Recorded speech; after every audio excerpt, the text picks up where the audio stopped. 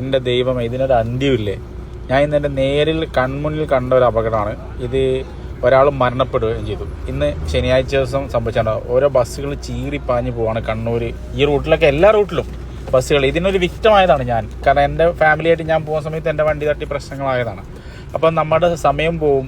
ഇപ്പം ഈ പറയുന്ന ബസ്സിൻ്റെ അല്ലെങ്കിൽ ബസ് ഡ്രൈവർക്ക് അദ്ദേഹത്തിൻ്റെ ജീവൻ തിരിച്ചു കൊടുക്കാൻ പറ്റുമോ?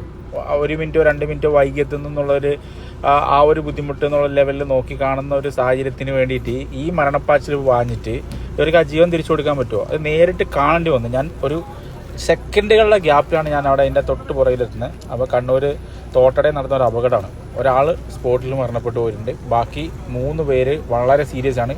ഇത് പോയി ഒരു ബൈക്കിനടിച്ചു. ബൈക്കിലുള്ള ആളുടെ അവസ്ഥ വളരെ ക്രിട്ടിക്കലായ ഒരു സാഹചര്യമാണ്. ശരിക്കും പറഞ്ഞാൽ വളരെ സങ്കടപ്പെടുത്തുന്ന ഒരു കാഴ്ചയായിപ്പോയി.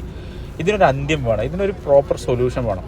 ഒന്നെങ്കിൽ കുറേ ബസ്സുകളുടെ പെർമിറ്റ് റദ്ദാക്കുക. അല്ലാതെ എന്താ ഇതിനകത്ത് പറയാൻ പറ്റുക? നമ്മളിപ്പോൾ എപ്പോഴും ഞാൻ ചിന്തിക്കുന്നത്, ഞാൻ എപ്പോഴും കൂടെ നിൽക്കുന്നത് ബസ്സുകാരുടെ ഭാഗത്തു നിന്നാണ്.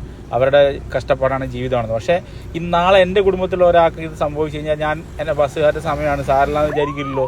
അതുപോലെ ചിന്തിച്ചിട്ടാണ് ഞാനിങ്ങനെ പറയുന്നത്. ഇതെന്തായാലും കണ്ണൂർ, കാസർഗോഡ് ഭാഗത്തൊക്കെ ഇത്രയും ഭീകരമായ രീതിയിലില്ല. പക്ഷേ കണ്ണൂർ ടൗൺ ഏരിയയിലൊക്കെ നമ്മൾ പോയി ചെന്ന് കഴിഞ്ഞാൽ എപ്പോഴും കാണാൻ പറ്റുന്ന ഒരു കാഴ്ചയാണ് ചീറിപ്പാഞ്ഞു പോകുന്ന ബസ്സുകളും മരണപ്പാച്ചിലും.